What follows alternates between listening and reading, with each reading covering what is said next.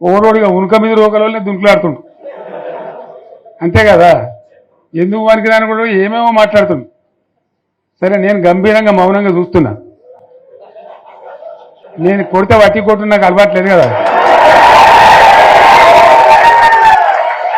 నేను కొడితే వట్టి కొట్టు నాకు అలవాట్లేదు కదా.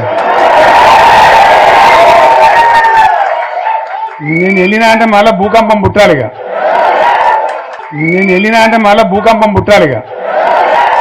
చూద్దాం ఎక్కడి దాకా చేస్తారో, వీళ్ళ కథ ఏందో చూద్దాము.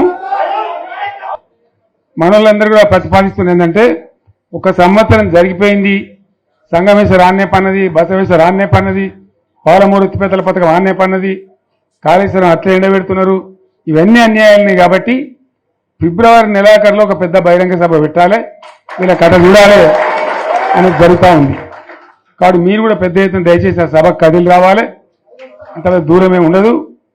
తెలంగాణ శక్తి ఏందో మరొకసారి చూపించి వీళ్ళ మెడలు వంచి ఇప్పుడు సాధించాలి. భవిష్యత్తు కోసం కూడా కొట్టాడకు మనం సిద్ధంగా ఉండాలి.